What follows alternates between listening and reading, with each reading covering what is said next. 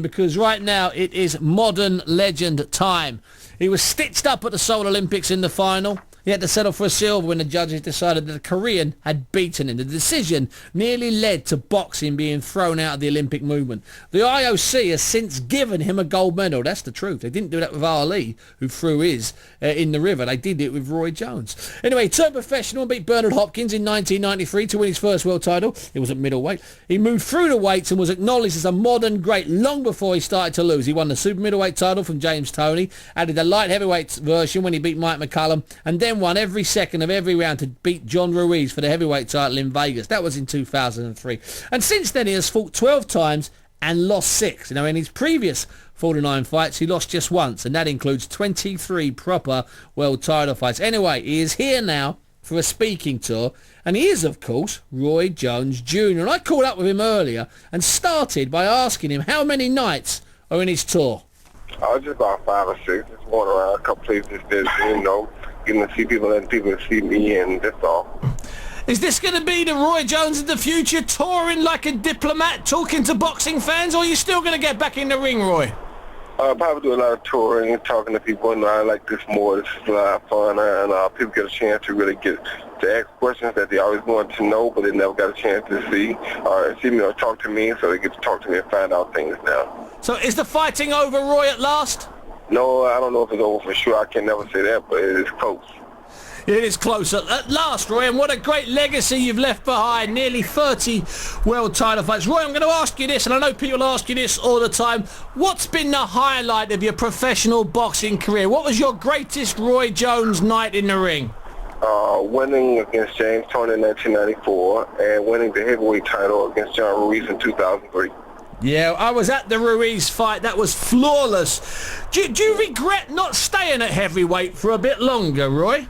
No, I don't regret it, because I tried to get a big fight with Tyson, and that didn't happen. So after that, I went ahead and came back down and finished what I was doing, because Bob Fitzsimmons won the middleweight, light heavy, and heavyweight title, but he also came back and recaptured the light heavyweight title.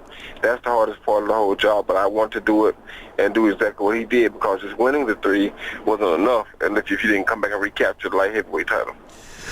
So that was the highlight. Roy, I'm going to ask you this. What was the lowest point in Roy Jones's professional career? What was the night you had to look deepest into your soul?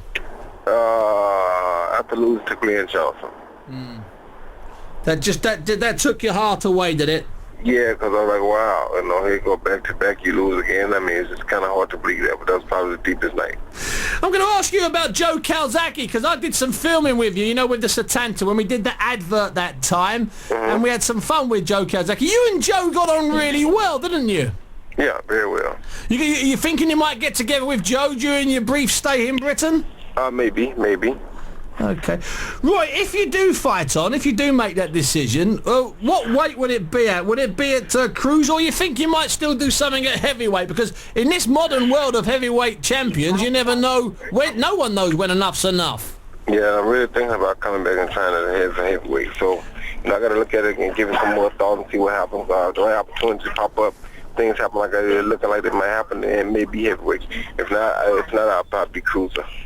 Well, let me ask you this. Now, you were smiling, and I remember spending quite a lot of time with you when you fought Joe, both here and in Las Vegas. Let me ask you this. Is there anyone in boxing you really dislike, or you've grown to dislike over the years? Someone that's really got your goat? No, nobody I dislike like that, because nobody has that type of power,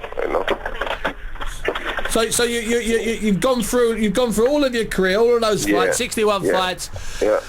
What about the judges that night in Seoul? You must dislike those guys.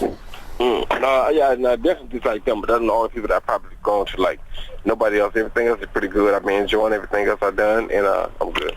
And I haven't grown to like anybody else. So Roy, where are you on? And can people get tickets to see you? Do you know where you're on first, second, third, and fourth? No, I think I'm on in Newcastle tonight, though. Okay, Newcastle on Thursday.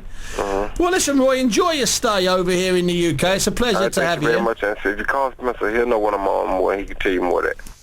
That was Roy Jones. Now, to be honest with you, there's stories today about Roy fighting David Hay. I'm not going to even deal with that rubbish. I mean, it's just fantastic. He doesn't need to sell tickets by saying he's going to fight David Hay. He can sell tickets by the fact that he's Roy Jones. Anyway, now Roy will be appearing at the London studio, the Val Bond Night in Soho next Friday. Tickets are available from info at fightinglightfitness.co.uk, and he's also going to do a session at Alan Lacey's The Real Fight Club near Liverpool Street, also on the Friday. He'll do a masterclass. Lennox Lewis did one of those last year. That was absolutely brilliant.